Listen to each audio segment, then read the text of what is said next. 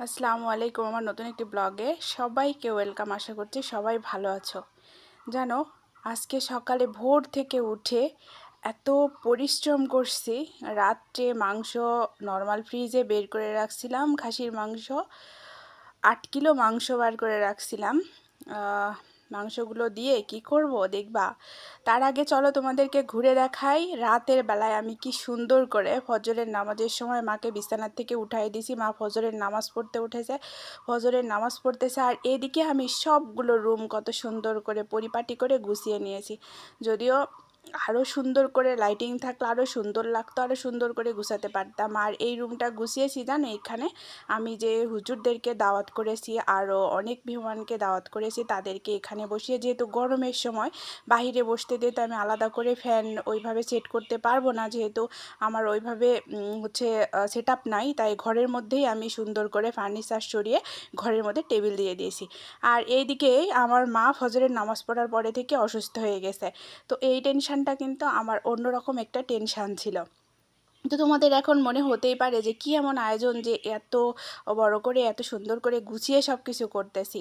তো দেখো আমি মা ওখানে সব মশলাপাতি, শসা, লেবু এগুলো নিয়ে বসে পড়েছে। মা আস্তে আস্তে মরিচগুলো কেটে দিয়েছে, পেঁয়াজ কেটে দিয়েছে, রসুন ছিলে দিয়েছে, আদা কেটে দিয়েছে। এগুলো পিষে করতে হবে, আর এগুলো মশলা, সবগুলো মশলা এখানে আমি সুন্দর করে বার করে রাখছি, যাতে হাতের করে রান্না করার সময় কিছু কম না পড়ে।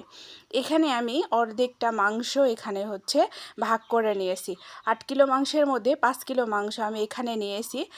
5 কিলো মাংস এখানে সুন্দর করে মশলা দিয়ে সব কিছু দিয়ে মাখিয়ে এইটা মশলাটা আগে বানিয়ে নিব। কেন বানাচ্ছি জানো?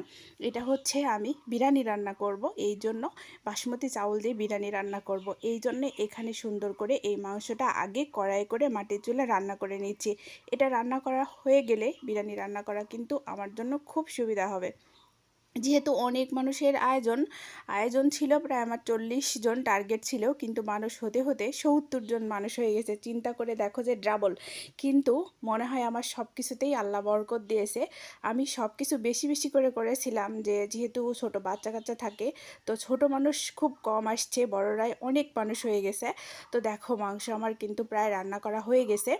এই মাংসগুলো রান্না করা শেষ করে আমি আরেক কড়াই মাংস বসিয়ে দিই, যেহেতু আমার সবাই, আমি ভাবছিলাম যে দাওয়াতি মেহমান হয়তো বা কিছু আসবে কিছু আসবে না। তারপরে যখন আমার সঙ্গে হুজুর ফোন করে যোগাযোগ করে যে না, তারা, আমি যতগুলা চেয়েছিলাম তো তারা সবাই আসবে, তারপরে আমি আমার রান্নার আইটেম আরেকটু বাড়িয়ে দেই। তো সব মিলিয়ে জানো, এই রান্নাটা, এই আয়োজনটা আমাকে অনেক তৃপ্তি দেয়, শান্তি দেয়। এটা কিসের জন্য জানো? এখানে দেখো আরেক কড়াইয়ের মধ্যে খাসির তেল, মাংস সব কিছু রেডি করে রেখেছি। এখানে বুটের ডাল ভিজে রেখেছি, এগুলো দিয়ে ডাউল রান্না করব। জানো, এই ডাউলটা খুব মজা লাগে খাইতে, আমার তো খুব ভালো লাগে, এই জন্য এই ডাউলটাই আমি আজকে রান্না করার জন্য। আর এখানে মশলাপাতি সব কিছু যখন তৈরি করে নিয়েছি, আর এইখানে দেখো আমার রান্না কিন্তু কমপ্লিট হয়ে গেছে। আমি রান্নার ফুটেজটা নিতে পারিনি, কেন জানো? তখন আমি এতটা ব্যস্ত হয়ে গেছিলাম, শুধু আমি না, বাড়িতে আসা প্রত্যেকটা মেহমানই যারা আমার সঙ্গে হাত লাগিয়েছিল কাজে, তারা প্রত্যেকেই খুব ব্যস্ত হয়ে যায়। তো রান্না করতে করতে দেখো আমি কত কিছু রান্না করে ফেলেছি। একটা সসমিন পুরো বিরিয়ানি রান্না করেছি। এখানে লেবু কেটে নিয়েছি, শসা কেটে নিয়েছি। এরকম করতে করতে আমার বাসায় যেসব মেহমানগুলো এসেছে তারা প্রত্যেকেই আমাকে খুব হেল্প করেছে। আমি তো আশাই করিনি যে তারা এসে আমাকে এতটা সাহায্য করবে। আমি আমার একার কাজ একাই করতে পছন্দ করি, আমি কারোর কাছ থেকে কোনো কিছুই আশা করিনি। তারপরে আমার খুব ভালো লাগছে যে সবাই আমার সঙ্গে হাতে হাত মিলিয়ে আমাকে অনেক বেশি হেল্প করেছে। আর দেখো আমার বিরিয়ানিটা রান্না করা এত সুন্দর হয়েছিল। আর এখানে আমি ভাত বসিয়ে দিয়েছিলাম এই চাউলের, যে যদি কেউ এসে আমার বাড়ি থেকে ঘুরে যায়, বিরিয়ানি না খায়, তো আমার খারাপ লাগবে, যার কারণে আমি আবার 5 কেজি মাংস রান্না করেছিলাম। আর বিরিয়ানির সঙ্গে ডাউল তো ছিলই, সাথে ভাত, এগুলো আয়োজন ছিল, সাথে দই ছিল। তো দেখো এরকম করে সুন্দর করে আমি আগেই, যেহেতু জুম্মার নামাজ হচ্ছে মসজিদে, আমি আগেই সব কিছু গুছিয়ে নিয়েছি, যাতে কোনো কিছুতে তাড়াহুড়া করতে না হয়।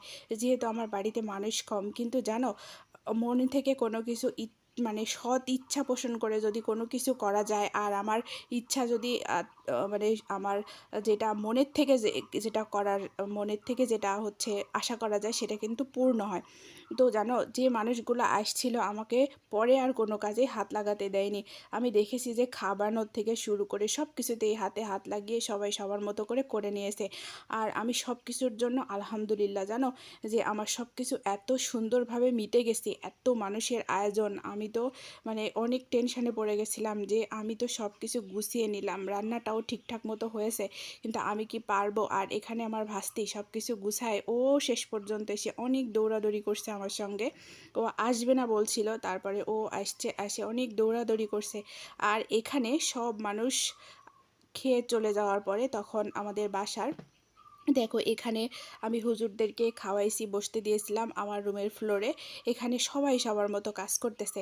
লাস্টে মেহমানরা হচ্ছে ঠান্ডা নিয়ে এসেছিল, ঠান্ডাগুলো নষ্ট হবে সবাই চলে যাওয়ার পরে, কারণ আমাদের ফ্রিজে এমনি অনেক পরিমাণ ঠান্ডা জমে আছে। তো ভাবলাম যে সবাইকে একটু করে দিয়ে দিই। তো এগুলো সার্ভ করতে গিয়ে দেখি অর্ধেক মানুষ চলে গেছে, যারা মসজিদ থেকে আসছিল, আমার দাওয়াতি মেহমান ছিল, তারা অর্ধেকটাই চলে গেছে। তো যারা ছিল তাদেরকে আমি এটা সার্ভ করে দিয়ে এসেছি প্রত্যেকেই। আমি চেষ্টা করছি আমার মন থেকে সব কিছু করার জন্য। আর এটা কিসের জন্য করেছি জানো? আমার আব্বার জন্য করেছি। আমার আব্বার মিলাদের দোয়ার অনুষ্ঠান ছিল। তো সবাই দোয়া করবে আমার আব্বার জন্য।